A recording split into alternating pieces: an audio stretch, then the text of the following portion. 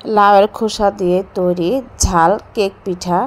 এটা সম্পূর্ণ নতুন আর ইউনিক একটা পিঠার রেসিপি। এটা দেখতে যেমন সুন্দর, খেতে তার চাইতে অনেক বেশি মজা। খেলেই মনে হবে যে যেন আমি মাংসের টুকরা খাচ্ছি। এটা কোনো পিঠা নয়, দেখেন একদম মাংসের টুকরার মতোই কিন্তু দেখতে লাগছে। খেতে দুর্দান্ত হয়, একবার খেলেই বুঝতে পারবেন যে এটা খেতে কতটা মজা। আর লাউয়ের খোসা দিয়ে যে পিঠা বানানো যায় এটা কিন্তু আমরা অনেকেই জানি না। সম্পূর্ণ নতুন একটা রেসিপি শেয়ার করেছি আপনাদের সাথে, আশা করি আমার সাথেই থাকবেন। আর প্রথমে লাইক দিয়ে ভিডিওটা দেখা শুরু করবেন। দেখতেই পাচ্ছেন এখানে লাউয়ের খোসা নিয়েছি আমি। এখানে 100 গ্রামের মতো লাউয়ের খোসা হবে।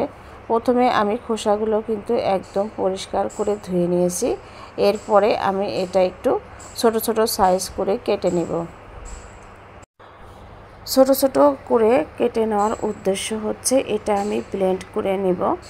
তো যাদের ব্লেন্ডার না আছে তারা কিন্তু পাটাতেও বেটে নিতে পারবেন। তো দেখতে পাচ্ছেন ব্লেন্ডার জারের মধ্যে কিন্তু আমি নিয়ে নিয়েছি। আর এই পিঠাটা সত্যি অনেক বেশি মজা। এখানে আমি নিয়েছি হচ্ছে দুটো পেঁয়াজ, বেশ বড় সাইজের দুটো পেঁয়াজ, কিন্তু আমি একটুখানি টুকরো করে দিয়েছি। এখানে আমি রসুন দিয়ে দেব হচ্ছে 10-12টা, যেহেতু রসুনের কোয়াগুলো অনেক ছোট ছোট ছিল। আর এখানে আমি শুকনো মরিচ দিয়ে দিলাম প্রায় 5-6টার মতো। এই মরিচটাও খুব বেশি ঝাল না, ঝাল একটু কম, যার কারণে একটু বেশি দিয়েছি।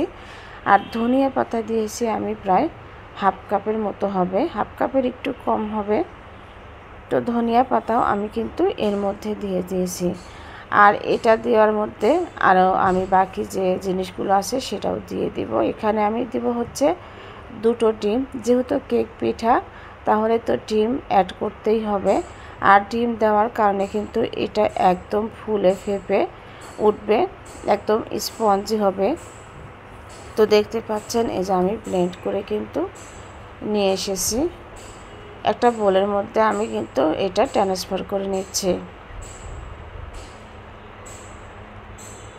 এর মধ্যে দিয়ে দিলাম হচ্ছে আমি হাফ কাপ ময়দা। অবশ্য আটাও দিতে পারবেন, তবে ময়দা দিলে কিন্তু টেস্টটা ভালো আসে। দিয়ে দিলাম স্বাদ মতো লবণ। আর এখানে আমি বেকিং পাউডার দিয়েছি হাফ চামচের মতো দিয়ে, যে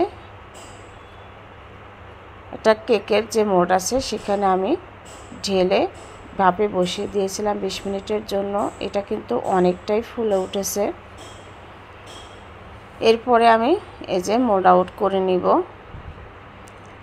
আর এই পিঠাটা কিন্তু এই অবস্থাতেও খেতে পারবেন, এটা খেতেও কিন্তু অনেক বেশি মজা। তবে কেটে এটা যদি একটু তেলে ফ্রাই করে নেওয়া যায়, হালকা, খুব বেশি কিন্তু ফ্রাই করা যাবে না, তাহলে খেতে আরও বেশি ভালো হয়। তো এই তো দেখেন আমি একটু মোটা মোটা করে কিন্তু কেটে নিয়েছি।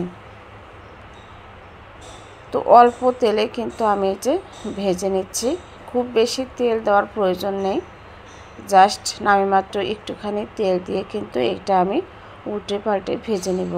আবার খুব বেশি লাল লাল করে ভাজার দরকার নেই, যেহেতু অলরেডি সিদ্ধ করাই আছে।